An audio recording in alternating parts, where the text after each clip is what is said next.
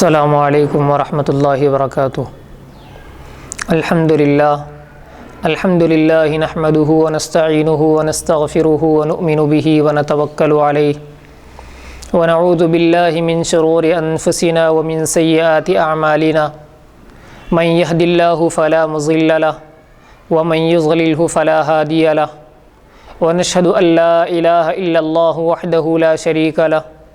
ونشهد أن سيدنا ونبينا ومولانا محمدا عبده ورسوله أما بعد أعوذ بالله من الشيطان الرجيم بسم الله الرحمن الرحيم ما كان محمد أبا أحد من رجالكم ولكن رسول الله وخاتم النبيين وكان الله بكل شيء عليما وقال النبي صلى الله عليه وسلم لو كان بعدي نبيا لكان عمر او كما قال علیہ الصلاۃ والسلام۔ محترم ناظرین و سامعین کرام، آج ہم آپ کے سامنے باب العلم انواریہ ایجوکیشنل سوسائٹی اور اس کے تحت چلنے والا ادارہ جامعہ انواریہ حیدرآباد دکن کے زیر اہتمام ایک بہت ہی زیادہ حساس اور اہم موضوع پر لب کشائی کرنے کی سعادت حاصل کر رہے ہیں، جس کا عنوان قادیانیوں کو مسلمان بتانے کی نازیبا کوشش، اور اس کو تحریر کرنے والے محرر اور اس کے مضمون نگار شہر کی معروف شخصیت حضرت مولانا خالد سیف اللہ رحمانی صاحب ہیں۔ اسی مضمون کو ہم عام فہم انداز میں آپ کے سامنے پیش کر رہے ہیں۔ اسلام دشمن طاقتیں مختلف جہتوں سے اسلام اور مسلمانوں پر یلغار کر رہی ہے، یعنی جتنی تنظیمیں مسلمانوں کی دشمن ہیں وہ ساری تنظیمیں مختلف طریقوں سے اور مختلف سمتوں سے اور مختلف راستوں سے اسلام کو ختم کرنے کی اور اس کو نقصان پہنچانے کی کوشش کر رہی ہے اور مختلف قسم کے حملے اس پر کر رہی ہیں، لیکن انہوں نے فکری الغار کے لیے دو راستے اختیار کیے ہیں، یعنی جتنے طریقے اختیار کیے گئے اور جتنے بہانے اختیار کیے گئے اس میں سے فکری اعتبار سے یعنی غیر محسوس طریقے سے انہوں نے دو راستوں کو اختیار کیا ہے۔ یہ کہ اسلام کو بے وزن اور بے وقعت قرار دیا جائے، یعنی اس میں سے ایک راستہ یہ ہے کہ اسلام کی اہمیت کو گھٹا دیا جائے اور یہ کہا جائے کہ اسلام کوئی قابل قبول اور اسی طرح قابل اہمیت مذہب نہیں ہے، یہ چھوٹا موٹا مذہب ہے، اس کی کوئی وقعت اور کوئی اہمیت نہیں ہے۔ جیسے قرآن مجید کے بارے میں کہا جاتا ہے کہ وہ تورات و انجیل کا چربا ہے، یعنی قرآن مجید کے بارے میں یہ کہا جاتا ہے جو کہ اسلام کی سب سے بڑی اہم کتاب ہے، اور اللہ رب العزت نے جتنی کتابیں نازل فرمائی ان تمام کتابوں میں سب سے بڑی کتاب اور تا قیامت تک جس کا قانون چلے گا وہ کتاب ہے۔ تو اس کتاب کے بارے میں وہ کہتے ہیں کہ یہ قرآن مجید تورات اور انجیل کا چربا یعنی اس کا خلاصہ ہے، اور قرآن مجید تورات اور انجیل کی عبارتوں کو لے کر بنایا گیا ہے۔ پیغمبر اسلام صلی اللہ علیہ وسلم کو اللہ کا پیغمبر کے بجائے سماجی مصلح قرار دینے کی کوشش کی جاتی ہے، یعنی حضور پاک صلی اللہ علیہ وسلم کو کہ جن کو اللہ رب العزت نے رحمت للعالمین بنا کر بھیجا اور خاتم المرسلین یعنی تمام رسولوں کو ختم کرنے والے اور ان کے سلسلے کو ختم کرنے والے بنا کر بھیجا اور ساری امت کا پیغمبر بنا کر بھیجا، یعنی اللہ کے رسول صلی اللہ علیہ وسلم براہ راست اللہ رب العزت کا پیغام اس امت کے ایک ایک امتی تک پہنچانے کے لیے آئے ہیں۔ تو آپ کی پیغمبری اور آپ کی رسالت قرآن سے ثابت ہے، احادیث سے ثابت ہے اور ساری دنیا کو معلوم ہے۔ تو اس پیغمبر اسلام کو وہ صرف سماجی مصلح یعنی ایک اچھا انسان قرار دیتے ہیں اور ان کو پیغمبری سے خالی کرتے ہیں اور یہ کہتے ہیں کہ ایک اچھا انسان تھا اور پیغمبر نہیں مانتے۔ تو اس طرح کی باتیں یہ کہہ رہے ہیں۔ شریعت اسلامی کو بعثت نبوی کے وقت سماجی حالات کا رد عمل قرار دیا جاتا ہے۔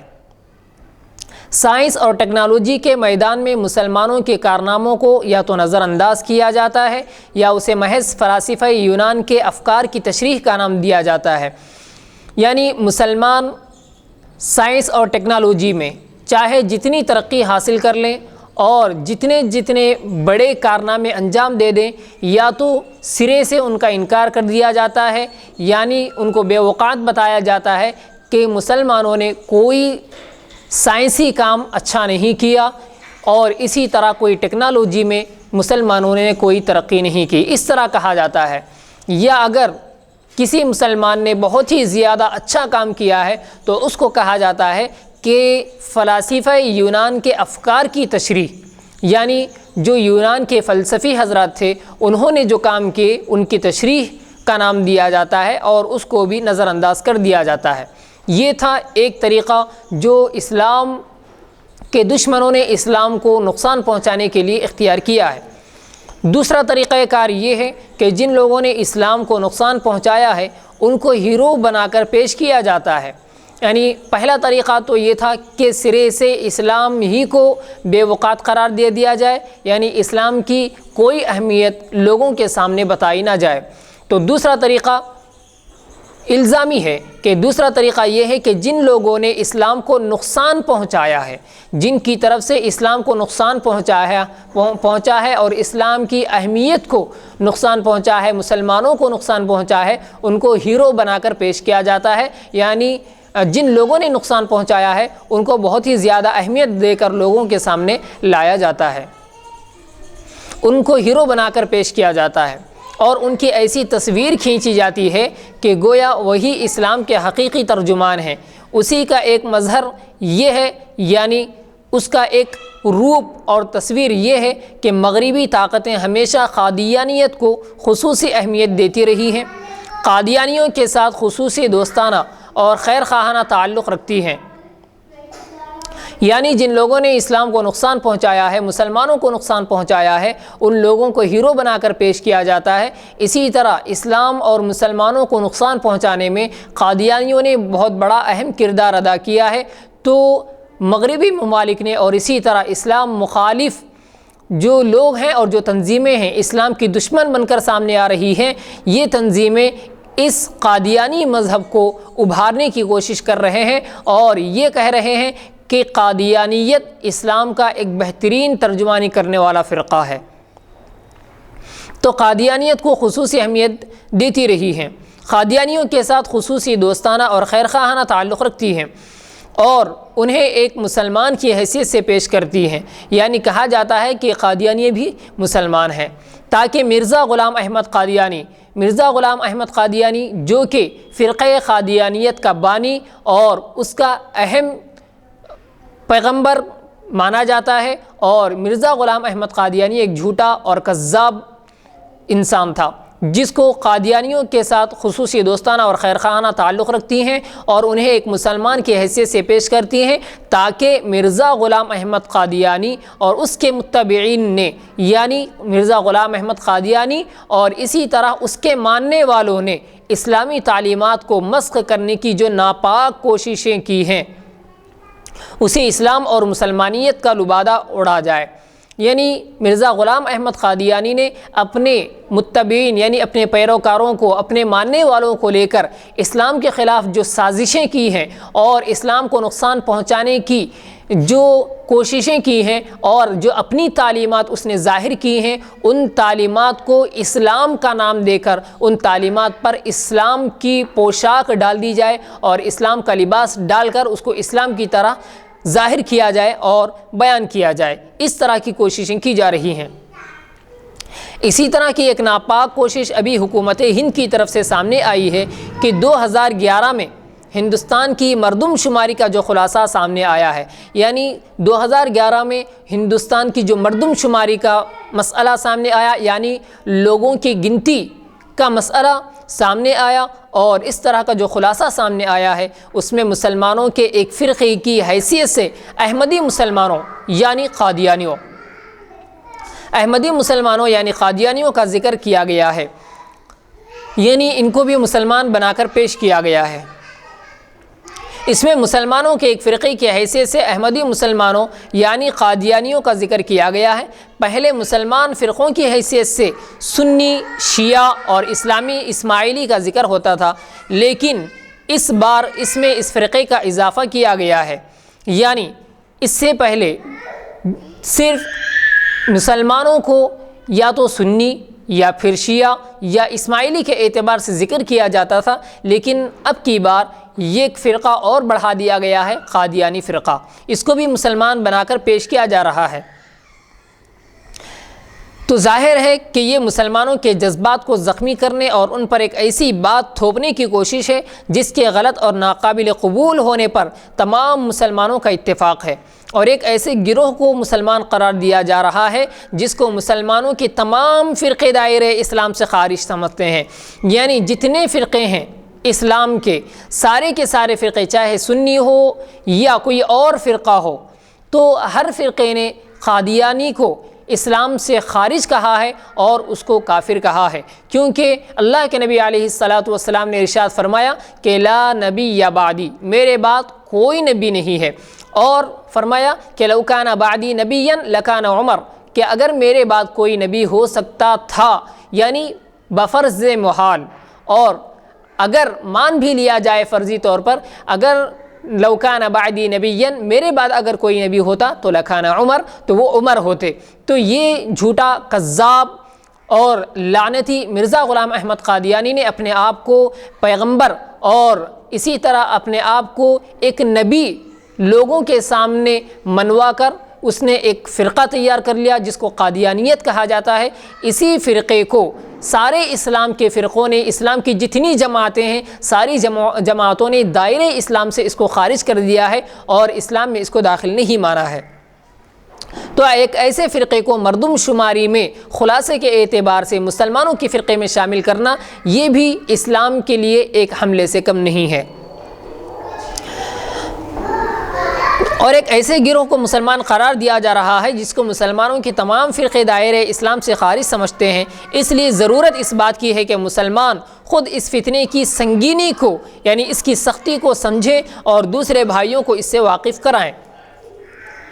حقیقت یہ ہے کہ پیغمبر اسلام جناب محمد رسول اللہ صلی اللہ علیہ وسلم کی بحیثیت نبی اور رسول سب سے بڑی خصوصیت اور امتیازی وصف آپ صلی اللہ علیہ وسلم کا خاتم النبیین ہونا ہے، یعنی آپ صلی اللہ علیہ وسلم کے جتنے اوصاف مبارکہ ہیں ان اوصاف میں بہترین اور سب سے زیادہ اہم اوصاف پیغمبر اور اسی طرح خاتم النبیین ہونا ہے، جیسا کہ قرآن کریم کی آیت میں نے آپ کے سامنے تلاوت کی تھی، ما کان محمد ابا احد من رجالکم ولکن رسول اللہ وخاتم النبیین، ولکن رسول اللہ وخاتم النبیین، یہ دو وصف ہیں، یعنی اللہ کا رسول ہونا اور خاتم النبیین ہونا آپ صلی اللہ علیہ وسلم کے تمام اوصاف جمیلہ میں سب سے اہم اوصاف ہیں۔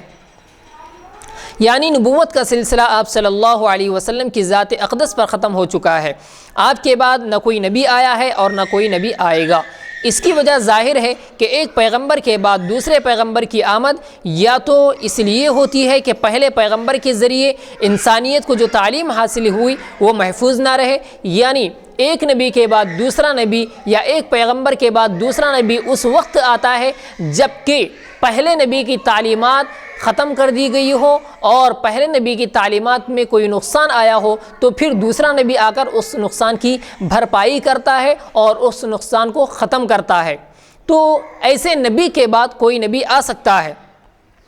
اور اس میں ملاوٹ اور آمیزش ہو جائے، یعنی پہلے نبی کے تعلیمات میں کوئی ملاوٹ ہو جائے، کوئی رد و بدل ہو جائے، کوئی تبدیلی آ جائے، کوئی تغیر آ جائے، تو پھر دوسرا نبی آ کر اس کو صحیح کرتا ہے، یا اس لیے کہ پہلے پیغمبر کی شریعت میں جو احکام نازل ہوئے ہوں اس میں اللہ کی طرف سے کوئی تبدیلی یا کمی بیشی عمل میں آنے والی ہو، یعنی ایک نبی کے بعد پھر کوئی دوسرا نبی اس وقت آ سکتا ہے جبکہ پہلے کی تعلیمات میں، یعنی ان سے پہلے آنے والے نبی کی تعلیمات میں کچھ تبدیلی اللہ رب العزت کو منظور ہو، یا ان تعلیمات میں کوئی آسانی پیدا کرنا ہو، یا ان تعلیمات میں کوئی اور زیادہ احکام بڑھانے ہو، اضافہ کرنا ہو، تو ایسے وقت اللہ رب العزت کی جانب سے ایک اور پیغمبر آتا ہے جو ان تعلیمات میں تبدیلی کے لیے آتا ہے، ان تعلیمات میں تغیر کے لیے آتا ہے، ان تعلیمات میں آسانی پیدا کرنے کے لیے یا پھر ان تعلیمات میں اضافہ کرنے کے لیے دوسرا نبی آتا ہے۔ اور عام طور پر انہی دو اسباب کے تحت ایک پیغمبر کے بعد دوسرے پیغمبر کی آمد ہوتی ہے، یعنی جو تعلیمات جو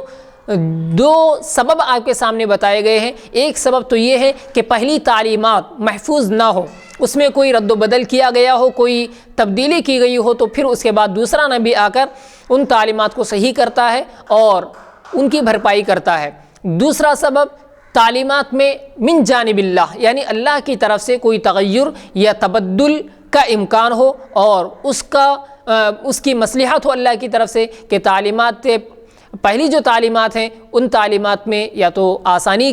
ہو اللہ کی طرف سے یا پھر ان تعلیمات میں اضافہ کرنا ہو، تو ایسے وقت میں دوسرا نبی آتا ہے۔ تو عام طور پر یہی دو وجہ پیش آتی ہیں۔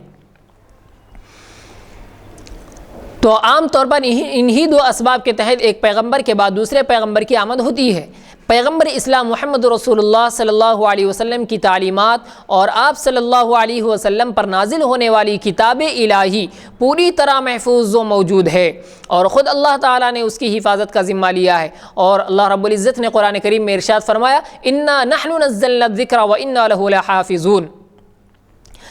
یعنی اس قرآن کریم کو،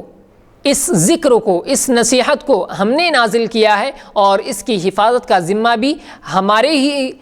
حق میں ہے اور اس کی حفاظت کا ذمہ ہم ہی لیتے ہیں، یعنی قرآن کریم کی اور اس میں نازل کردہ تعلیمات کی ہم ہی حفاظت کرنے والے ہیں۔ تو یہ اللہ رب العزت نے وعدہ لیا۔ یہ آیت یعنی انا نحن نزلنا الذکر وانا لہ لحافظون، یہ سورۃ الحجر کی آیت ہے اور آیت نمبر 9 ہے۔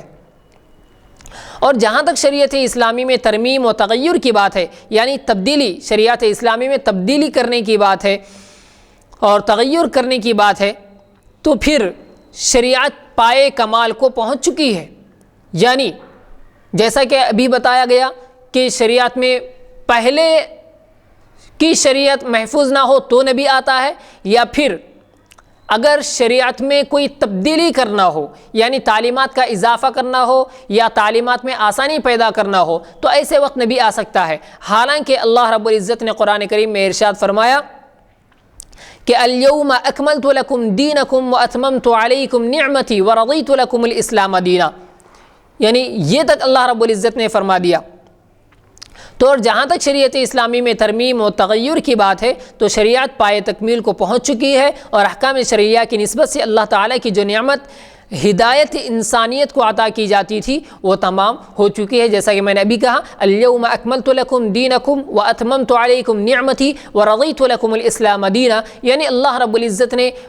اپنے نبی صلی اللہ علیہ وسلم کی زبانی اور آپ کے ذریعے تمام مسلمان جو کہ قیامت تک آنے والے ہیں ان سب کو یہ بات بتلا دی کہ آج کے دن میں نے تمہارے لیے تمہارا دین مکمل کر دیا، اور دین کے اعتبار سے اسلام سے میں تمہارے لیے خوش ہو گیا، راضی ہو گیا، اب اس میں کوئی تبدیلی ہونے والی نہیں ہے۔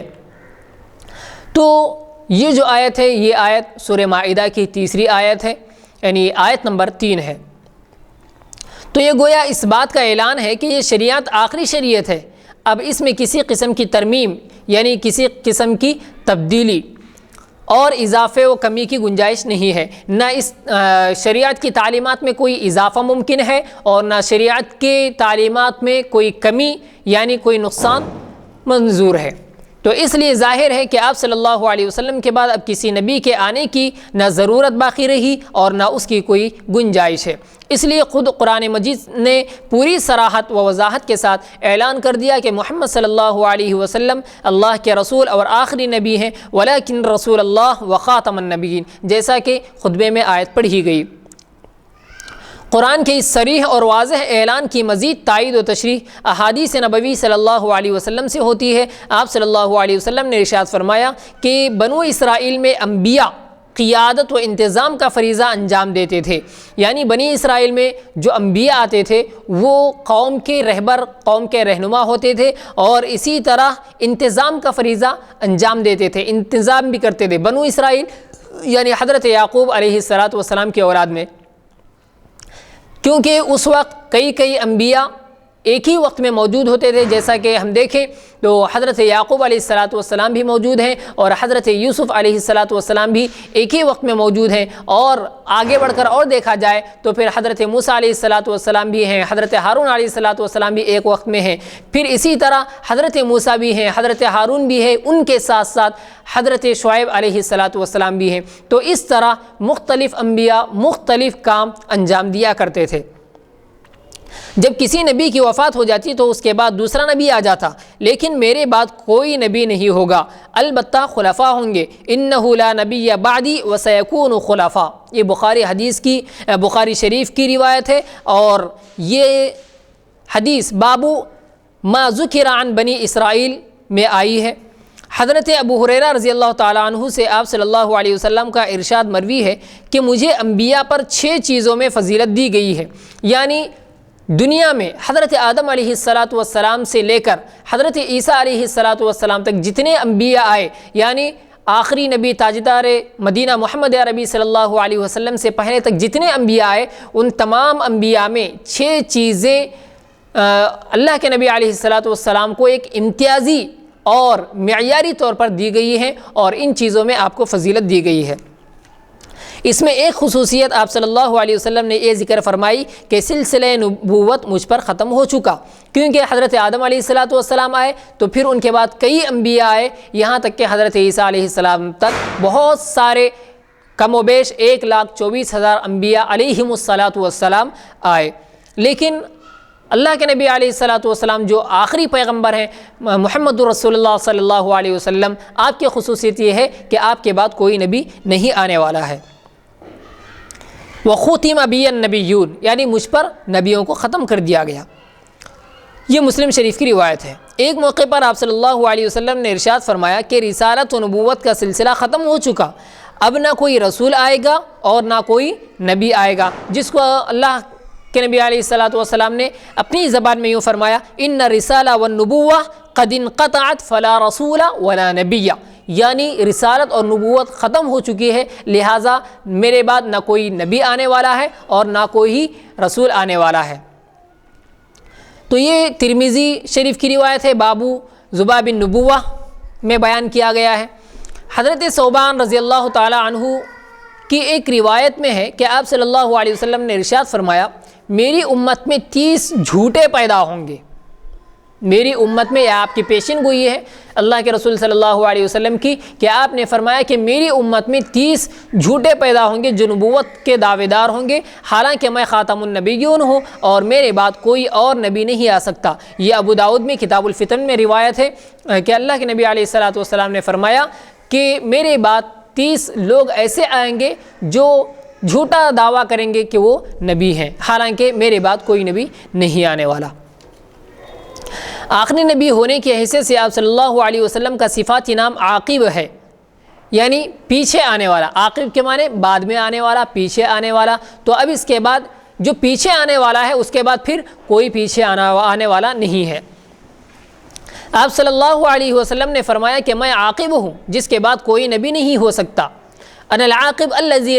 لیس بعدہ نبی، یعنی میں پیچھے آنے والا ہوں، بعد میں آنے والا ہوں، اب میرے بعد کوئی نبی نہیں آنے والا۔ یہ بھی ترمذی شریف کی روایت ہے جو باب اسماء النبی میں آئی ہے۔ ہر نبی کے ساتھ ظاہر ہے کہ اس کی امت بھی ہوتی ہے، اسی لیے آپ صلی اللہ علیہ وسلم نے فرمایا کہ میں آخری نبی ہوں اور تم آخری امت ہو، انا آخر الانبیاء وانتم آخر الامم، میں نبیوں میں سب سے آخری نبی ہوں اور تم امتوں میں سب سے آخری امت ہو۔ یہ ابن باجہ کی باب الدجال کی روایت ہے۔ ایک حدیث میں یہ بات بھی ارشاد فرمائی کہ میری مسجد نبوت سے نسبت رکھنے والی آخری مسجد ہوگی، یعنی جس طرح ہر نبی کی ایک مسجد ہوتی ہے، تو اسی طرح میری جو مسجد ہے یعنی مسجد نبوی، میری مسجد نبوت سے نسبت رکھنے والی، یعنی یہ کہی جانے والی کہ یہ حضرت ابراہیم علیہ السلام کی مسجد ہے، یہ حضرت اسماعیل کی مسجد ہے، یہ حضرت نوح کی مسجد تھی، تو اس طرح جو نبوت سے نسبت کی جانے والی مسجدیں ہوں گی ان میں سے ایک ہی مسجد ہے، اور یہ آخری مسجد ہے جو نبوت سے منسلک کی جائے گی اور نبوت سے منسوب کی جائے گی۔ چنانچہ اللہ کے نبی علیہ السلام نے ارشاد فرمایا کہ ان مسجدی آخر المسجد، یہ مسلم شریف کی روایت ہے۔ رسول اللہ صلی اللہ علیہ وسلم نے سلسلے نبوت کے اختتام کو بڑی عمدہ مثال سے سمجھایا ہے۔ آپ صلی اللہ علیہ وسلم نے فرمایا کہ میری اور مجھ سے پہلے پیغمبروں کی مثال ایسی ہے جیسے ایک شخص نے گھر تعمیر کیا، خوب عمدہ اور نہایت خوبصورت، لیکن کونے میں ایک اینٹ کی جگہ خالی ہے۔ لوگ آتے ہیں، اس کے حسن و جمال پر حیرت زدہ ہیں اور کہتے ہیں کہ یہ ایک اینٹ بھی کیوں نہیں لگا دی گئی؟ تو میں وہی اینٹ ہوں اور خاتم النبیین ہوں۔ یعنی بخاری شریف میں باب خاتم النبیین میں ایک حدیث ہے جس میں اللہ کے رسول صلی اللہ علیہ وسلم نے پچھلے انبیاء کو خود سے جوڑ کر ایسی مثال دی کہ سارے انبیاء جو حضرت آدم علیہ السلام سے حضرت عیسیٰ علیہ السلام تک آئے ہیں، تشریف لائے ہیں اپنی اپنی نبوت اور رسالت کے ساتھ، تو وہ حضرت عیسیٰ علیہ السلام تک ایسا ہے جیسا کہ کسی نے ایک خوبصورت محل تعمیر کیا، خوبصورت بہترین حسن و جمال سے بھرپور حسین اور جمیل خوبصورت محل تعمیر کیا، لیکن اس نے ایک کمی اس کے اندر یہ چھوڑ دی کہ کونے میں ایک اینٹ کی جگہ خالی رکھ دی، جس کی وجہ سے اس ایک اینٹ کی جگہ خالی چھوڑنے کی وجہ سے اس خوبصورت محل کی حسن و جمال میں اور اس کے تحسین میں تھوڑی سی خرابی اور تھوڑی سی کمی پائی جا رہی تھی۔ تو اس اینٹ کی جو جگہ خالی ہے اس جگہ کو پر کرنے والا میں ہوں، یعنی وہ آخری اینٹ کہ جس کی وجہ سے اس محل کی خوبصورتی پورے ہونے والی ہے، وہ اینٹ میں ہی ہوں۔ تو اب وہ ایک اینٹ کی جگہ جو خالی تھی وہ بھی پر ہو گئی، اب پھر کوئی اینٹ اس جگہ پر نہیں لگائی جا سکتی۔ اس طرح میرے بعد کوئی نبی آنے والا نہیں ہے۔ گویا اللہ تعالیٰ نے بہترین انسانوں کا انتخاب کر کے ایک قصر نبوت تعمیر کیا، یعنی نبوت کا ایک شاندار محل تعمیر کیا۔ اس عظیم الشان محل میں صرف ایک اینٹ کی جگہ خالی تھی جو پیغمبر اسلام صلی اللہ علیہ وسلم کی ذات والا صفات سے پر ہو گئی۔ اسی طرح اسی سے بھی معلوم ہوا کہ ہر طرح کی نبوت آپ صلی اللہ علیہ وسلم پر ختم ہو چکی ہے۔ آپ صلی اللہ علیہ وسلم کے بعد نہ کوئی صاحب شریعت آ سکتا ہے اور نہ کوئی ایسا نبی جو آپ صلی اللہ علیہ وسلم کے تابع ہو اور آپ ہی کی شریعت کا متبع ہو، یعنی آپ ہی کی شریعت کا متبع یعنی پیروی کرنے والا، آپ کی شریعت کو ماننے والا ہو۔ یہ بات آپ صلی اللہ علیہ وسلم کے بعض اور ارشادات سے بھی واضح ہوتی ہے۔ آپ صلی اللہ علیہ وسلم نے ارشاد فرمایا کہ اگر میرے بعد سلسلہ نبوت جاری رہتا تو عمر بن خطاب نبی ہوتے، جیسا کہ میں نے خطبہ مسنونہ میں حدیث شریف آپ کے سامنے پڑھی تھی کہ لو کان بعدی نبیا لکان عمر۔ تو یہ جو حدیث ہے کہ لو کان بعدی نبیا لکان عمر، یہ ترمذی شریف میں باب المناقب یا کتاب المناقب میں پیش کی گئی ہے۔ تو اسی طرح ایک موقع پر حضرت علی رضی اللہ تعالیٰ عنہ سے ارشاد فرمایا کہ تم میرے مقابلے میں ایسے ہی ہو جیسے حضرت موسیٰ علیہ السلام کے مقابلے میں ہارون علیہ السلام، لیکن میرے بعد کوئی نبی نہیں ہو سکتا۔ الا انہ لا نبی بعدی، یعنی خبردار، حضرت علی رضی اللہ تعالیٰ عنہ کے سامنے ایسی بات فرما کر کہ حضرت موسیٰ علیہ السلام کے بھائی حضرت ہارون جس طرح موسیٰ کے لیے تھے تو تم یعنی اے علی تم بھی میرے لیے ایسے ہی ہو، یعنی ایک ساتھی کے طور پر اور ایک صاحب، ایک رفیق، ایک دوست کے طور پر۔ لیکن آگے اللہ کے نبی علیہ السلام نے اس بات اور اس اندیشے کو ختم کرنے کے لیے کہ کہیں علی اور اس طرح جو لوگ وہاں پر موجود ہیں وہ یہ نہ سمجھیں کہ میرے بعد یعنی اللہ کے نبی علیہ السلام کے بعد محمد الرسول اللہ صلی اللہ علیہ وسلم کے بعد علی نبی ہونے والے ہیں، علی نبی بننے والے ہیں، اس طرح کا اندیشہ پیدا ہونے والا تھا۔ اس لیے آپ نے آگے فرمایا الا خبردار انہ لا نبی بعدی، کہ میرے بعد کوئی نبی نہیں ہے۔ اس کو بخاری شریف نے روایت کیا ہے۔ غور فرمائیے کہ اگر ذیلی اور غیر مستقل نبوت کی گنجائش یعنی ذیلی یعنی جو ماتحت ہوتا ہے، ذیلی اور غیر مستقل نبوت کی گنجائش آپ کے بعد باقی رہتی تو حضرت عمر اور حضرت علی اس سے کیوں نہ سرفراز کیے جاتے۔ حضرت ہارون علیہ السلام کوئی صاحب شریعت نبی نہیں تھے بلکہ شریعت موسوی ہی کے متبع تھے، یعنی حضرت ہارون علیہ السلام کوئی مستقل نبی نہیں تھے، کوئی مستقل رسول نہیں تھے، وہ تو حضرت موسیٰ علیہ السلام کے طفیل میں آپ کو نبوت دی گئی آپ کی دعا کی وجہ سے، اور لیکن حضرت ہارون علیہ السلام نبی ہونے کے باوجود حضرت موسیٰ علیہ السلام کی شریعت پر عمل کر رہے تھے اور عمل کرنے والے تھے۔ اس کے باوجود آپ صلی اللہ علیہ وسلم نے حضرت ہارون علیہ السلام کی سی نبوت، یعنی حضرت ہارون جیسی نبوت کو بھی حضرت علی کے لیے ناممکن قرار دے دیا، یعنی ایسی نبوت بھی، غیر مستقل نبوت بھی آپ کو نہیں دی جا سکتی۔ معلوم ہوا کہ اگر کوئی شخص حضور اکرم صلی اللہ علیہ وسلم کے بعد کسی بھی طرح کی نبوت کو باقی مانتا ہو تو وہ یہ ایک ایسی گمراہی کی بات کرتا ہے کہ خدا کے ساتھ شرک کے بعد اس سے بڑھ کر کوئی اور گمراہی نہیں ہو سکتی، کیونکہ توحید یعنی اللہ کو ایک ماننا یہ بنیادی عقیدہ، اور اسی طرح رسالت یعنی اور بالخصوص ختم نبوت کا عقیدہ یہ اسلام کا سب سے بڑا عقیدہ ہے اور سب سے بنیادی قاعدہ، سب سے بنیادی عقیدہ ہے۔ اگر یہ عقیدہ کسی کے پاس نہیں ہے تو وہ پھر مسلمان نہیں ہے، تو اس سے بڑھ کر کوئی اور گمراہی نہیں ہو سکتی۔ اسی لیے رسول اللہ صلی اللہ علیہ وسلم کے بعد صحابہ کا اس بات پر اجماع و اتفاق تھا، یعنی سب نے اس بات پر اپنا اپنا اتفاق ظاہر کیا اور سب اس بات پر جمع ہو گئے اور راضی تھے کہ آپ صلی اللہ علیہ وسلم کی ذات پر سلسلہ نبوت ختم ہو چکا ہے، اب کوئی نبی آنے والا نہیں ہے۔ چنانچہ جب مسیلمہ کذاب نے، یہ بھی ایک اللہ کے نبی علیہ الصلوۃ والسلام کی جو پیشین گوئی تھی کہ میرے بعد 30 لوگ آئیں گے جو جھوٹی نبوت کا دعویٰ کریں گے، تو ان میں سے ایک یہ بھی ہے اور غالباً یہ سب سے پہلا شخص ہے۔ چنانچہ جب مسیلمہ کذاب نے رسول اللہ صلی اللہ علیہ وسلم کو نبی مانتے ہوئے اپنی نبوت کا بھی دعویٰ کیا تو صحابہ نے بالاتفاق اسے مرتد قرار دے دیا، یعنی خود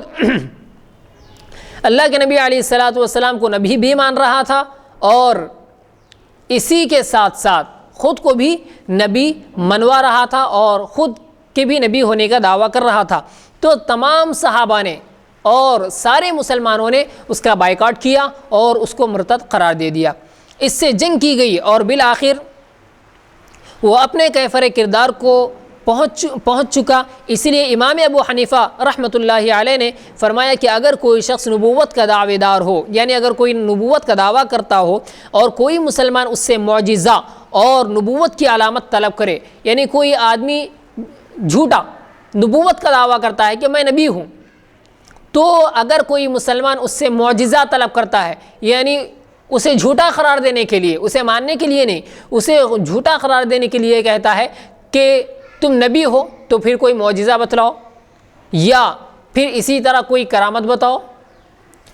اس طرح اگر کوئی مسلمان اس جھوٹے نبی سے یہ بات طلب کرتا ہے تو حضرت امام ابو حنیفہ رحمۃ اللہ علیہ نے کہا کہ یہ مطالبہ ہی اس کو ایمان سے محروم کر دے گا، یعنی جو مسلمان نے جو اس سے پوچھا کہ کوئی معجزہ بتاؤ یا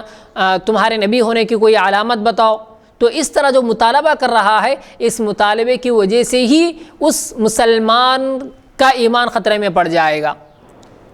تو پہلی صورت میں اس مسلمان کو یہ بتلانا چاہیے اور یہ کہنا چاہیے کہ تو نبی ہے ہی نہیں، چاہے جائے کہ میں تجھ سے کوئی علامت نبوت یا پھر کوئی معجزہ طلب کروں، تو اس کو ماننا ہی نہیں چاہیے۔ تو یہ مطالبہ ہی اس کو ایمان سے محروم کر دے گا، کیونکہ گویا اس نے رسول اللہ صلی اللہ علیہ وسلم کے بعد نبوت کو ممکن تصور کیا۔ اگر خدا نہ خواستہ اس جھوٹے دعوے دار نے، نبوت کا جھوٹا دعویٰ کرنے والے نے اپنے جادو کے ذریعے یا کسی اور اپنی چالاکی کے ذریعے کوئی خرق عادت یعنی خلاف عادت یعنی معجزے کی صورت کی کوئی علامت بتلا دی، اپنے جادو کے ذریعے کوئی خلاف عادت کام بتلا دیا جو عام طور پر نہیں ہو سکتا، یعنی معجزے کی شکل کی کوئی اور صورت اس نے بتلا دی، تو پھر کیا وہ مسلمان اس کو نبی مان لے گا؟ اس لیے پہلے تو ہمیں یہ چاہیے کہ اس جھوٹے نبی کو مرتد قرار دیں اور اس کو مانے ہی نہ بلکہ اس کو کیفر کردار تک پہنچائیں، چاہے جائے کہ ہم اس سے کوئی علامت مانگیں۔ دراصل آپ صلی اللہ علیہ وسلم کی بعثت تمام انسانیت کے لیے ہے، یعنی حقیقت تو یہ ہے کہ آپ صلی اللہ علیہ وسلم یعنی محمد رسول اللہ صلی اللہ علیہ وسلم ساری انسانیت کے لیے تشریف لائے ہیں، اور قیامت کی صبح تک جتنے لوگ آئیں گے، جتنے انسان آئیں گے، سبھی انسانوں کے لیے آپ صلی اللہ علیہ وسلم ایک نمونہ ہے، اور آپ کی رسالت قیامت تک چلے گی۔ جیسا کہ قرآن کریم میں بھی ارشاد فرمایا گیا ہے کہ وما ارسلناک الا کافۃ للناس، وما ارسلناک الا کافۃ للناس، یعنی اے نبی صلی اللہ علیہ وسلم، ہم نے آپ کو ساری انسانیت کے لیے بھیجا ہے۔ اللہ نے یہ نہیں کہا کہ ہم نے صرف مسلمانوں کے لیے بھیجا ہے، یہ نہیں کہا کہ صرف ہم نے آپ کو مکے والوں کے لیے بھیجا ہے، یا صرف مدینے والوں کے لیے بھیجا ہے، یا صرف طائف والوں کے لیے بھیجا ہے، یا صرف 10 سالوں تک کے لیے ہم نے بھیجا ہے، بلکہ اللہ نے فرمایا وما ارسلناک الا کافۃ للناس، یعنی سارے کے سارے انسانوں کے لیے آپ نبی ہیں، سارے کے سارے انسانوں کے لیے آپ رسول ہیں۔ تو سورہ سبا میں یہ کہا گیا ہے کہ وما ارسلناک الا کافۃ للناس بشیرا ونذیرا، بشیر بھی بنا کر بھیجے گئے ہیں آپ، اور نذیر یعنی ڈرانے والے بھی بنا کر بھیجے گئے ہیں۔ تمام لوگوں میں قیامت تک آنے والے انسان داخل ہیں، گویا یہ اس بات کا اعلان ہے کہ آپ صلی اللہ علیہ وسلم کی نبوت قیامت تک کے لیے ہے۔ جب آپ صلی اللہ علیہ وسلم کا دائرہ نبوت قیامت تک وسیع ہے، یعنی آپ کی نبوت قیامت تک آنے والے لوگوں کے لیے ہے، تو آپ صلی اللہ علیہ وسلم پر نازل ہونے والی کتاب یعنی قرآن پاک اور آپ صلی اللہ علیہ وسلم کی لائی ہوئی شریعت محفوظ ہے، اور آپ صلی اللہ علیہ وسلم کی شریعت میں کسی نسخ اور تبدیلی و اضافے کا امکان نہیں۔ تو آپ صلی اللہ علیہ وسلم کے بعد کسی پیغمبر کی بعثت کے کوئی معنی نہیں، یعنی اتنی ساری باتوں کے بعد کہ آپ کی بعثت یعنی آپ کی شریعت قیامت تک آنے والے لوگوں کے لیے ہے، قرآن مجید میں کوئی تبدیلی ممکن نہیں، یہ بھی قیامت تک چلنے والا ہے، آپ کی شریعت قیامت تک چلنے والی ہے، جبکہ اللہ رب العزت نے قرآن کریم میں ارشاد فرمایا کہ الیوم اکملت لکم دینکم واتممت علیکم نعمتی ورضیت لکم الاسلام دینا۔ یہ ساری چیزیں جب ظاہر ہیں تو پھر کوئی نبی اور کیسے آ سکتا ہے؟ جبکہ ہمارا دین مکمل، ہماری شریعت مکمل، ہماری تعلیمات مکمل، تو پھر کوئی نیا نبی آ کر کیا کرے گا؟ تو کسی طرح کی تبدیلی اور اضافے کا امکان ہی نہیں ہے۔ تو آپ صلی اللہ علیہ وسلم کے بعد کسی پیغمبر کی بعثت کے کوئی معنی ہی نہیں ہے۔ اگر آپ صلی اللہ علیہ وسلم کے بعد بھی سلسلے نبوت جاری ہوتا تو ضرور تھا کہ جیسے ہر پیغمبر نے بعد میں آنے والے پیغمبر کے بارے میں اطلاع دی اور اس پر ایمان لانے کی ہدایت فرمائی، آپ صلی اللہ علیہ وسلم بھی اس کا اعلان فرماتے، یعنی ہر نبی جب بھی آتے تو پھر اپنے بعد آنے والے نبی کا اعلان کرتے اور یہ کہتے کہ اگر میں دنیا سے رخصت ہو گیا اور میرے بعد اگر کوئی نبی آیا تو پھر تم اس کی تعلیمات پر عمل کرنا، اس کی شریعت کو اپنانا۔ ہر نبی یہ اعلان کرتا اور ہر نبی نے اعلان کیا، لیکن ہم سب کے آقا تاجدار مدینہ محمد رسول اللہ صلی اللہ علیہ وسلم نے جو اعلان فرمایا اور جو ہمیں تعلیم دی وہ ہے کہ لا نبی بعدی، یعنی یہ اعلان نہیں کیا کہ میرے بعد بھی کوئی نبی ہو سکتا ہے، یہ اعلان نہیں کیا، بلکہ یہ اعلان کیا کہ لا نبی بعدی، میرے بعد کوئی نبی نہیں آنے والا ہے۔ اگر لو کان بعدی نبی لکان عمر، اگر میرے بعد کوئی نبی ہوتے، یعنی بالفرض فرضی طور پر اگر نبی ہوتے تو وہ عمر ہوتے، لیکن لا نبی بعدی، میرے بعد کوئی نبی نہیں آنے والا ہے، یہاں بھی فرمایا۔ اور حضرت علی کو آپ کو جو محبت تھی حضرت علی سے، وہ محبت کو بیان کرنے کے بعد بھی فرمایا کہ الا انہ لا نبی بعدی، خبردار میرے بعد کوئی نبی ہی نہیں آنے والا۔ تو لیکن یہی نہیں کہ آپ صلی اللہ علیہ وسلم نے آئندہ کسی نبی کی پیشن گوئی نہیں فرمائی، بلکہ یہ بھی اعلان فرما دیا اور اس کو بار بار واضح کر دیا کہ آپ صلی اللہ علیہ وسلم آخری نبی ہیں اور آپ صلی اللہ علیہ وسلم کے بعد کوئی نبی نہیں آ سکتا۔ جیسا کہ قرآن کریم میں اللہ رب العزت نے ارشاد فرمایا کہ ما کان محمد ابا احد من رجالکم ولکن رسول اللہ وخاتم النبیین، یعنی محمد صلی اللہ علیہ وسلم تمہارے والد نہیں ہیں، تم مردوں میں سے کسی کے باپ نہیں ہیں، اور اسی طرح ولیکن رسول اللہ، اللہ کے رسول ہیں، وخاتم النبیین، خاتم النبیین ہیں، نبیوں کو ختم کرنے والے ہیں۔ خاتم النبیین نبیوں کی مہر ہیں، یعنی اسٹامپ ہے، نبوت پر لگنے والا، نبوت کے سلسلے پر لگنے والا ایک اسٹامپ ہے، یا اسی طرح نبوت کو ختم کرنے والے خاتم النبیین ہیں۔ اب آپ کے بعد کوئی نبی نہیں آنے والا۔ لیکن بدقسمتی سے انگریزوں کے تسلط کے دور میں पंजाब की सरजमीन से हुकूमत वक्त की शह पर एक शख्स ने नबूवत का दावा किया, जिसके ग़ुलामाना मिजाज व मजाक का हाल ये था कि ख़ुद ही अपने आप को हुकूमत इंग्लिशिया का ख़ुद काश्ता पौधा कहा करता था। यानी उसका मिजाज ऐसा था, उसका ज़हनी तवाज़ुन ऐसा था, वो ज़हनी तौर पर ऐसा मरीज़ था कि वो ख़ुद कहता था कि मैं अंग्रेज़ों का लगाया हुआ पौधा हूँ। पंजाब से इसने अपना आगाज़ किया, अपनी शुरुआत की और ये कहा कि मैं ख़ुद अंग्रेज़ों का लगाया हुआ पौधा हूँ जो इस्लाम के लिए एक ख़तरा साबित हो सकता है। और हुक्मरानों की चौखट पर जबीं साई से इसे ज़रा भी आर ना था, यानी हुकूमत की चौखटों पर जाकर अपनी पेशानी झुका देने से उसको कोई आर नहीं था और उसको कोई हकारत महसूस नहीं होती थी कि मैं हुकूमत की चौखट पर जाकर अपनी जबीन यानी अपनी पेशानी झुका रहा हूँ। अफसोस कि आज तक ये गुमराह फ़िरक़ा मौजूद है, यानी क़ादियानी फ़िरक़ा। और ये पंजाब से उठने वाला कौन था? मिर्ज़ा ग़ुलाम अहमद क़ादियानी था। तो इसने जो बीज डाला था और अपने जो लोगों को तैयार किया था, वो फ़िरक़ा आज भी मौजूद है और वो नावाकिफ़ मुसलमानों को धोखा देकर उनको नबूवत मुहम्मदी सल्लल्लाहु अलैहि वसल्लम के साये से महरूम करना चाहता है। ये एक ऐसा फ़ितना है जिससे बड़ा कोई फ़ितना नहीं और एक ऐसी गुमराही है जिससे बढ़कर कोई गुमराही नहीं। अगर इस दुनिया में इत्क़ाद व अमल की नजासतें महसूस पैकर में ढल सकती और इसको महसूस किया जा सकता तो ये ऐसी बात होती कि अगर उसे समंदर में मिला दिया जाता तो वो भी मुतअफ़्फ़न हो जाता। यानी ये एक ऐसी बेकार चीज़ें हैं कि अगर इनको समंदर जैसे वसी पानी के एक ज़र्फ़ में डाला जाता तो वो भी बदबूदार हो जाती। हकीकत ये है कि ख़त्म नबूवत उम्मत के लिए एक बड़ी रहमत है। यानी अगर देखा जाए तो ख़त्म नबूवत यानी अल्लाह के नबी अलैहिस्सलातु वस्सलाम मुहम्मद रसूलुल्लाह का आखिरी नबी होना, ये इस उम्मत के लिए एक बहुत ही बड़ी रहमत है। ये इस उम्मत की आलमगीरियत यानी सारी उम्मत में ये बात फैल जाना कि इस्लाम क्या है, आलमगीरियत और इसकी वहदत अपने अक़ीदे पर जमाव और इस्तिक़ामत और इत्क़ादी इंतशार और फ़िरक़ा बंदियों से हिफाजत का ज़रिया है। यानी अल्लाह के नबी अलैहिस्सलातु वस्सलाम का ख़ातमुन नबिय्यीन होना और आखिरी नबी होना इस उम्मत की वहदत के लिए, इस उम्मत के इत्तिहाद के लिए बहुत बड़ा ज़रिया है। अगर आप आखिरी नबी नहीं होते और आपके बाद कोई और नबी आने का इम्कान होता तो फिर इस दुनिया में हर जगह एक एक नबी होता और हर जगह अलग अलग उम्मतें होती और मुसलमान आपस में मुत्तहिद नहीं होते और मुसलमानों के आपस में एक तरह के अक़ाइद नहीं होते। क्योंकि अगर सिलसिले नबूवत बाकी हो तो हमेशा एक नए नबी का इंतज़ार होगा और अपने अक़ीदे पर इस्तिक़ामत न होगी। यानी अगर नबूवत का सिलसिला अभी भी बाकी होता तो फिर ऐसा होता कि हमेशा हर वक्त यही इंतज़ार होता कि अब नया नबी आने वाला है और अपने अक़ीदे पर साबित कदमी या इस्तिक़ामत नहीं होती।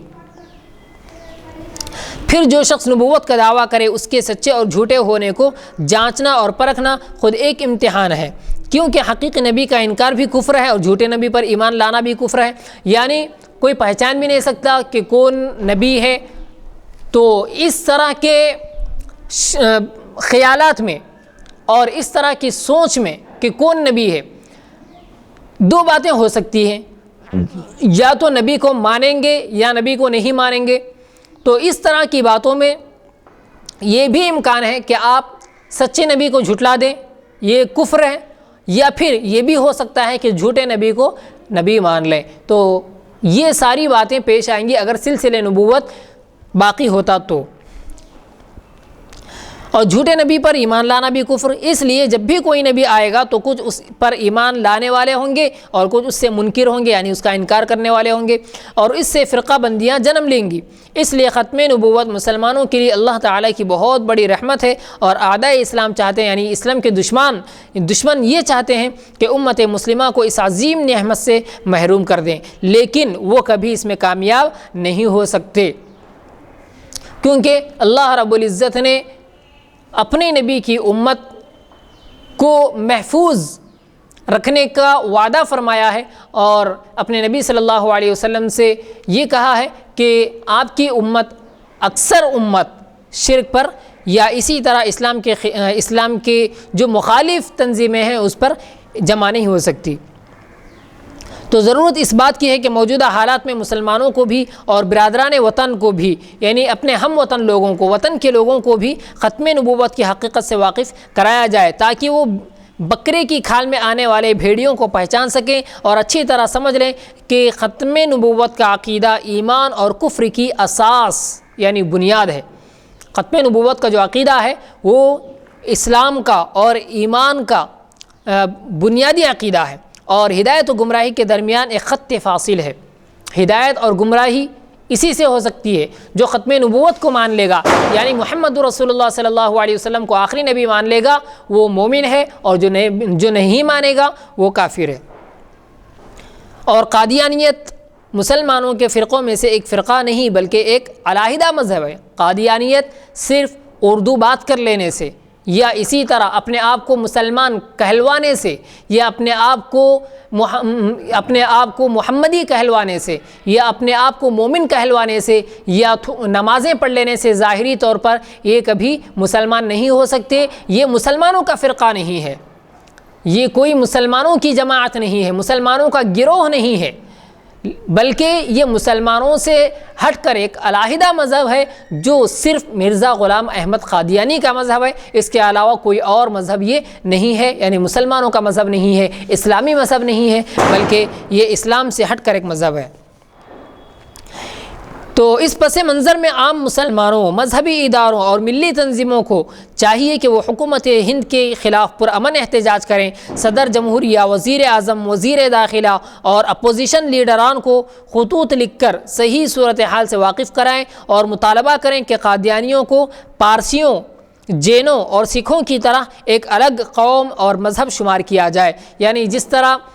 ہندو مذہب میں الگ الگ جین مذہب ہے اور اسی طرح پارسیوں کا مذہب ہے، بدھ مت ہے، وغیرہ وغیرہ، جو الگ الگ مذہب ہیں، اسی طرح قادیانیوں کو بھی ایک الگ مذہب سمجھا جائے اور ایک الگ مذہب گردانا جائے، ایک الگ مذہب لکھا جائے، لیکن مسلمانوں کے فرقوں میں سے کوئی ایک فرقہ اس کو نہ مانے، انہیں مسلمانوں میں شامل نہیں کیا جائے، کیونکہ وہ مسلمان ہے ہی نہیں۔ جیسے کسی مسلمان کو ہندو، سکھ یا عیسائی قرار دینا اس کے لیے تکلیف دہ اور اہانت آمیز تعبیر ہے۔ یعنی کسی مسلمان کو یہ کہہ دینا کہ تم ہندو ہو، کسی مسلمان کو یہ کہہ دینا کہ تم عیسائی ہو، کسی مسلمان کو یہ کہہ دینا کہ تم یہودی ہو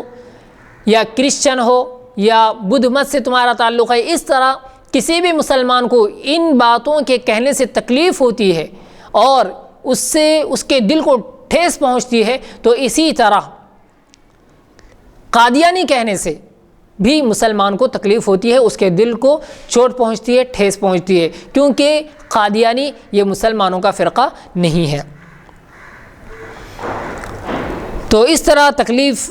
دہ اور اہانت آمیز تعبیر ہے۔ یا جیسے ایک ہندو جو اپنے آپ کو ہندو کہتا ہے اور اسلام اس کے لیے قابل قبول نہ ہو، اگر اس کو مسلمان کہا جائے تو وہ اسے اپنے لیے بے عزتی تصور کرے گا۔ یعنی ایک مسلمان کو آپ ہندو کہیں تو اس کو تکلیف ہوگی، کیونکہ وہ ہندو مت کو قبول نہیں کرتا، اس کے لیے قابل قبول مذہب نہیں ہے۔ اسی طرح اگر آپ کسی ہندو کو مسلمان کہہ دیں تو اس کو تکلیف ہوگی، اس کو